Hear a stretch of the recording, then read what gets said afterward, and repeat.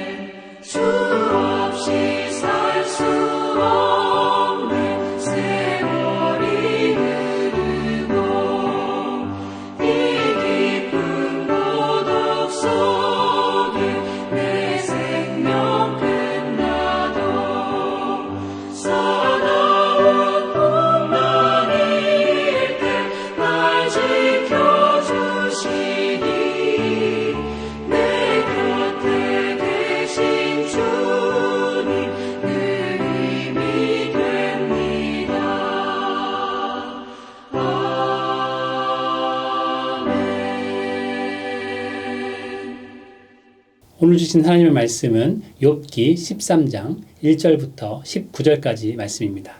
함께 하나님의 말씀을 읽도록 하겠습니다. 나의 눈이 이것을 다 보았고 나의 귀가 이것을 듣고 깨달았느니라. 너희 아는 것을 나도 아노니 너희만 못하지 않으니라. 참으로 나는 전능자에게 말씀하려 하며 하나님과 변론하려 하노라. 너희는 거짓말을 지어내는 자요 다 쓸모없는 의원이니라. 너희가 참으로 잠잠하면 그것이 너희의 지혜일 것이니라. 너희는 나의 변론을 들으며 내 입술의 변명을 들어보라. 너희가 하나님을 위하여 불의를 말하려느냐? 그를 위하여 속임을 말하려느냐? 너희가 하나님을 위하여 불의를 말하려느냐? 그를 위하여 속임을 말하려느냐? 너희가 하나님의 낯을 따르려느냐? 그를 위하여 변론하려느냐? 하나님이 너희를 감찰하시면 좋겠느냐? 너희가 사람을 속임같이 그를 속이려느냐? 만일 너희가 몰래 낯을 따를진대 그가 반드시 책망하시리니 그의 종기가 너희를 두렵게 하지 않겠으며 그의 두려움이 너희 위에 임하지 않겠느냐? 너희의 격언은 재같은 속담이요 너희가 방어하는 것은 토성이니라. 너희는 잠잠하고 나를 버려두어 말하게 하라. 무슨 일이 닥치든지 내가 당하리라. 내가 어찌하여 내 살을 내 이로 물고 내 생명을 내 손에 두겠느냐? 그가 나를 죽이시리니 내가 희망이 없노라. 그러나 그의 앞에서 내 행위를 아뢰리라. 경건하지 않은 자는 그 앞에 이르지 못하나니 이것이 나의 구원이 되리라. 너희들은 내 말을 분명히 들으라. 내가 너희 귀에 알려줄 것이 있느니라. 보라, 내가 내 사정을 진술하였거니와 내가 정의롭다함을 얻은 줄 아노라. 나와 변론할 자가 누구이랴? 그러면 내가 잠잠하고 기운이 끊어지리라. 아멘. 우리가 함께 묵상하고 있는 욥기는 고난을 어떻게 받아들이고 어떻게 해석해야 하는가에 대해서 깊은 통찰을 주고 있습니다. 고난은 누구나 즐거워하지 않는 주제이죠. 고난은 누구나 꺼리고 피하고 싶은 일입니다. 그런데 욥은 정말 상상을 초월한 고난의 현장에 빠져 있습니다. 지구상의 어느 누구의 고난과 견주어도 비교가 불가능할 만큼 극심한 고난이죠. 엄청난 경제적 손실을 당했습니다. 가지고 있던 재산 모두가 하루아침에 사라져버렸죠. 그리고 발바닥에서 정수리까지, 그러니까 온몸 구석구석에 종기가 나는, 당시 모두가 꺼리는 심각한 육체적 질병을 얻었습니다. 개역 한글 버전에는 악창이라고 번역하고 있는데, 얼마나 피부병이 심했으면 질그릇 조각으로 몸을 긁을 만큼 육체적으로도 힘들었지만 사람을 정신적으로도 괴롭히는 질병이었습니다. 또한 심각한 관계에 손상을 입었죠. 오랜 기간 동안 함께하며 가족처럼 아끼던 종들이 죽었고 아들과 딸이 모두 죽는 일을 당해야 했습니다. 심지어 옆에서 끝까지 함께해야 할 아내는 하나님을 욕하고 죽으라고 소리를 지르고 욥을 떠났습니다. 정말 어떤 누구와도 비교가 불가능한 고난입니다. 욥의 고난과는 비교할 수 없지만 오늘 이렇게 함께 예배드린 여러분들도 인생 가운데 고난의 순간이 분명히 있었을 것입니다. 아마 지금 이 순간에도 말로 표현할 수 없을 정도의 고난과 시련 속에 빠져 있는 분도 계실 것입니다. 고난당하는 현장은 성경 속에 욥뿐만 아니라 우리의 삶의 순간에도 여전히 존재하고 있는 것이죠. 고난이란 만나고 싶지 않은 인상의 순간이지만 고난은 예나 지금이나 우리 곁을 굳건히 지키고 있습니다. 그런데 어느 누구에게나 어느 곳에나 있는 고난의 현장을 유심히 살펴보면 고난의 현장에는 두 종류의 사람이 존재한다는 것을 보게 됩니다. 하나는 고난당하는 사람입니다. 그리고 또 다른 하나는 고난을 지켜보는 사람입니다. 중요한 것은 욥기는 이 두 가지 유형의 사람들에게 각각 메시지를 주고 있다는 것입니다. 하나님은 고난을 통해서 새로운 자기 계시를 드러내기 때문에 하나님의 메시지를 어떤 사람이든지 듣고 보아야 한다는 것이죠. 특별히 욥기 말씀은 순전하고 의로운 욥의 고난을 통해서 하나님이 어떤 분이신지를 우리에게 드러내고 있습니다. 여러분은 고난을 당하는 사람인가요? 아니면 고난을 지켜보는 사람이신가요? 어느 쪽에 속하든지 우리 모두는 고난을 통한 하나님의 메시지를 깨달아야 할 것입니다. 그래서 여러분들이 고난당하는 사람이거나 고난을 지켜보는 사람이거나에 관계없이 누구든지 고난을 통해서 하나님을 새롭게 발견하길 기대하며 고난의 의미를 잘 새겨보아야 할 것입니다. 여러분들도 오늘 말씀을 통해서 고난을 통해 얻을 수 있는 귀한 하나님의 지혜를 얻으시기를 소망합니다. 오늘 말씀은 욥의 세 친구들과 욥이 순차적으로 논쟁을 벌이다가 1차 논쟁을 마치면서 욥이 반론을 제기하고 있는 내용의 중간 장면입니다. 욥은 자신의 무죄함과 억울함을 친구들이 공감해 줄 것을 요청하지만 친구들은 논쟁을 해가면서 자신들의 전통적인 신학 배경을 가지고 충고와 조언만을 주고 있습니다. 욥이 겪는 고난은 이전에 잘못된 죄 때문이라고 단정짓고 하나님 앞에 용서를 구해야 한다고 욥을 몰아붙이고 있는 것이죠. 욥의 세 친구의 모습을 보게 되면 그들은 하나님 편을 든다고 하고 있지만 불의와 거짓을 말하고 있습니다. 하나님을 위하는 척하지만 사실은 새 친구들이 믿고 있는 전통을 더 강요하면서 결국엔 하나님까지 속이고 있기 때문이죠. 바로 이 부분에서 고난에 빠진 욥은 이제 더욱더 절망적인 상황에까지 빠지게 됩니다. 말씀드렸던 것처럼 욥은 삶의 모든 울타리가 무너졌습니다. 자신이 가지고 있던 모든 것들을 한순간에 모두 다 잃어버렸습니다. 인생의 가장 어두운 터널을 지나고 있는데 힘이 되어야 할 아내마저 욥에게 못할 말을 하고 떠나버렸습니다. 이런 상황도 너무나 아픈 현실인데 이제 친구들까지 와서 욥의 마음을 아프게 하고 있습니다. 친구들의 말은 비수와 같이 욥의 가슴에 박혀서 절망 속에 빠지게 합니다. 차라리 친구들이 처음 찾아왔던 7일처럼 말을 하지 않고 욥의 곁을 지켜주었으면 더 큰 위로가 되었을 것입니다. 친구들의 말은 욥이 더 깊은 진리를 깨닫도록 하는 일에 전혀 도움이 되지 않았고 욥에게 전혀 위로도 되지 않았습니다. 본문 1절 말씀을 보면 욥은 친구들의 말에 자신을 변호하고 있습니다. 나의 눈이 이것을 다 보았고 나의 귀가 이것을 들었다.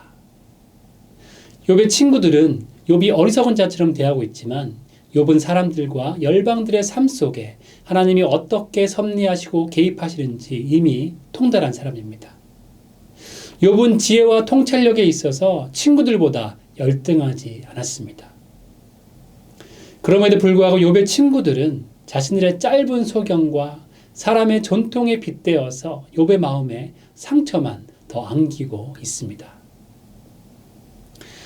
결국엔 본문 4절 말씀을 보게 되면 욥은 친구들을 향하여서 거짓말을 지어내는 자들이고 쓸모없는 의원이라고 일축하고 있죠.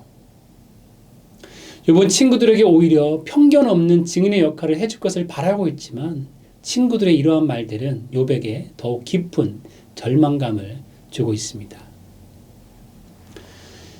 그렇기 때문에 더 이상 욥은 친구들과 얘기하는 것이 아니라 용기 있게 하나님과의 대면을 기다리고 있습니다.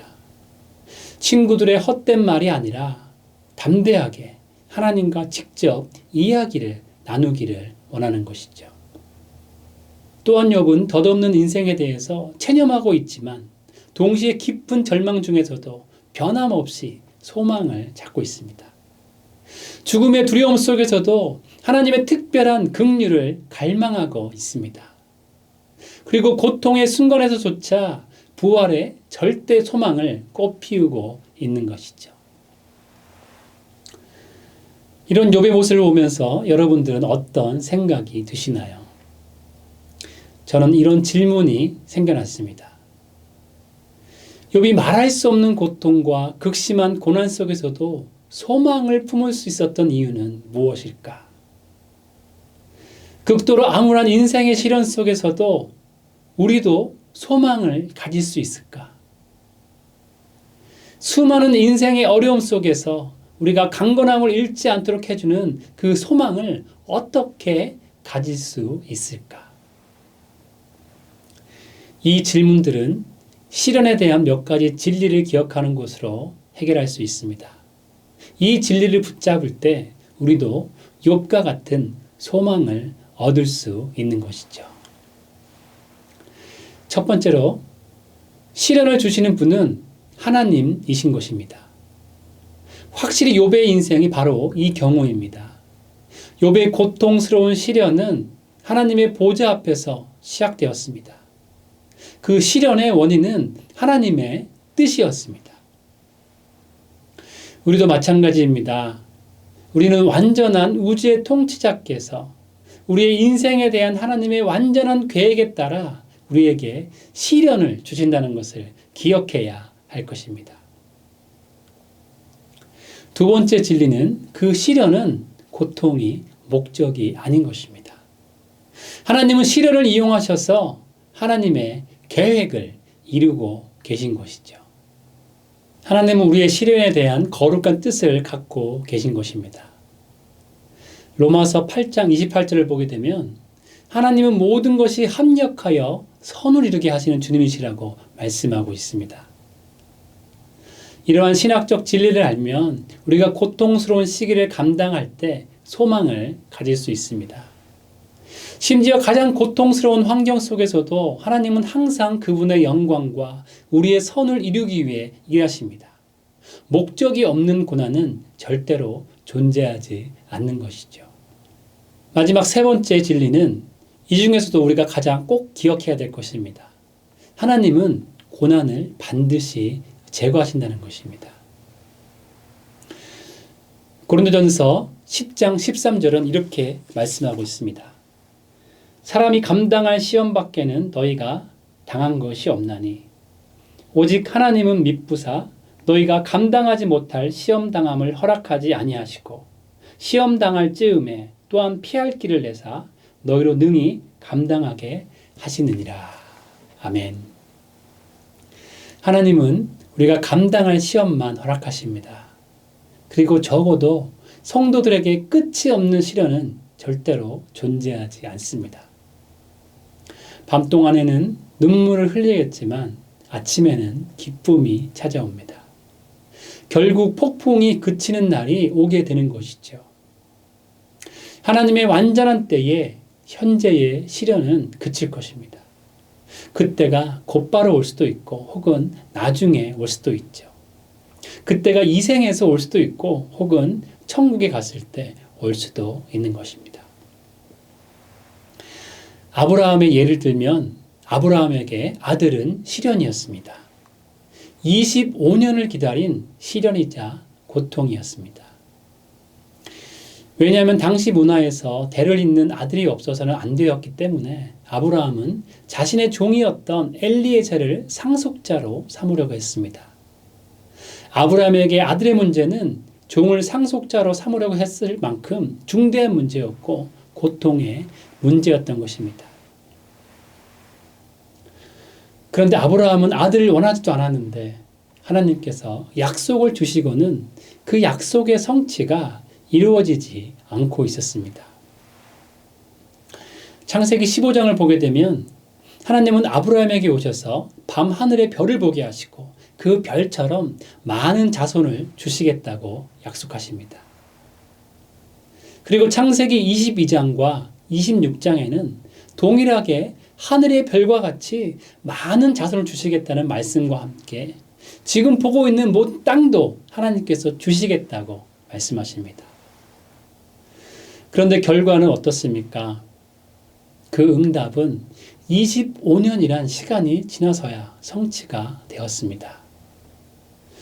그런데 참으로 시련이 쉽지 않은 것은 그 아들을 또 하나님께 바치라고 말씀하십니다.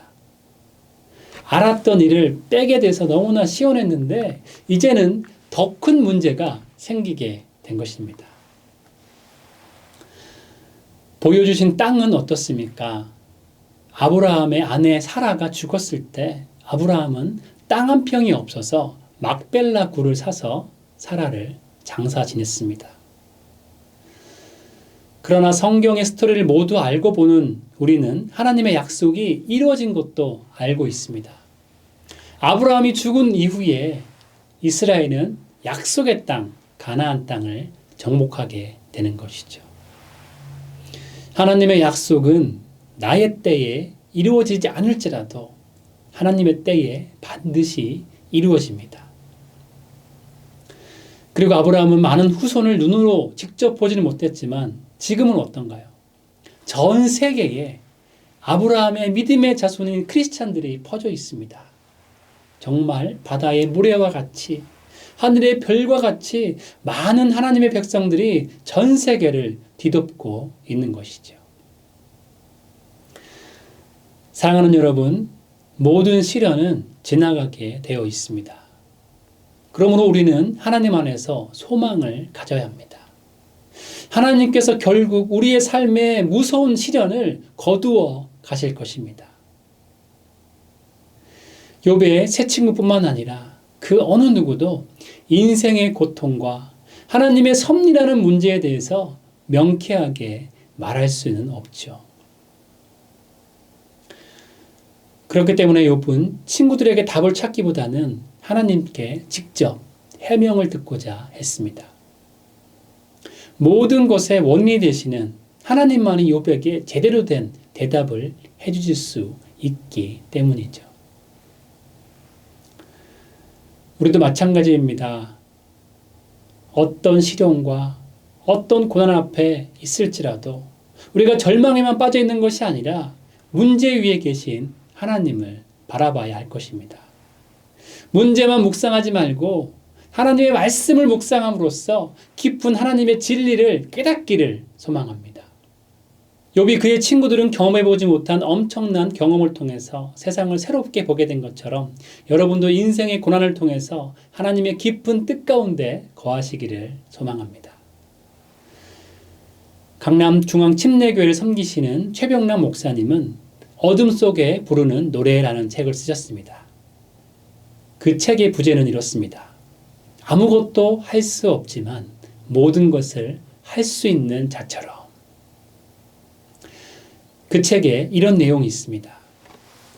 우리가 생각할 때 곡선이지만 하나님이 보실 때는 그것이 직선일 수도 있습니다.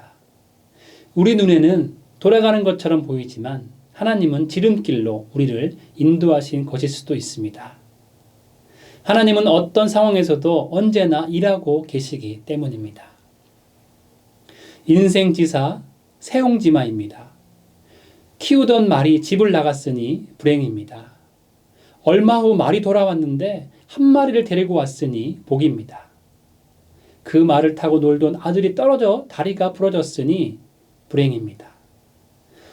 그런데 전쟁이나 모두 징병으로 끌려가는데 다리를 다쳐 면제를 받았으니 행복입니다. 이처럼 불행 속에도 행복이 숨어 있는 것입니다. 하나님의 자녀에게는 이런 일들이 언제나 존재합니다. 우리의 모든 상황에서 하나님이 일하고 계시기 때문입니다. 말씀을 맺습니다. 욥이 절망의 상황에서도 소망을 품을 수 있는 이유는 무엇입니까? 바로 하나님을 전적으로 신뢰하고 있었기 때문입니다. 여러분의 삶 속에 이미 하나님께서 일하고 계심을 신뢰하시기 바랍니다. 여러분의 삶 속에 이미 하나님께서 놀랍게 섭리하고 계심을 믿으시기 바랍니다.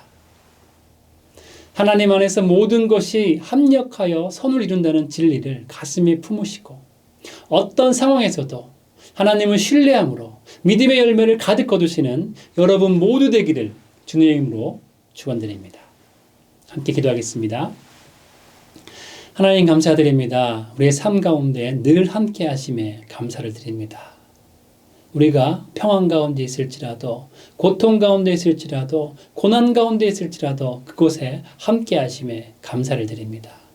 언제나 함께 하셔서 우리의 길을 인도하시는 주님, 그 주님을 신뢰하며 나아갈 수 있도록 아버지 붙잡아 주시옵소서.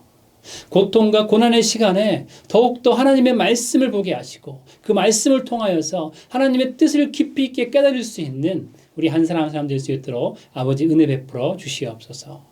지금까지 지키시고 보호하셨던 것처럼 앞으로도 함께 하셔서 우리 삶 가운데 개입하시고 섭리하실 것을 믿습니다. 그 주님을 신뢰하며 날마다 주님 앞으로 나아갈 수 있는 우리 모두 될 수 있도록 주님 축복하여 주시옵소서. 우리 삶 가운데 함께 하셔서 우리 삶을 이끌어 주실 것을 믿사오며 주 예수 그리스도의 이름으로 간절히 기도드리옵나이다. 아멘. 함께 계속적으로 주님 앞에 기도하며 나가도록 하시겠습니다.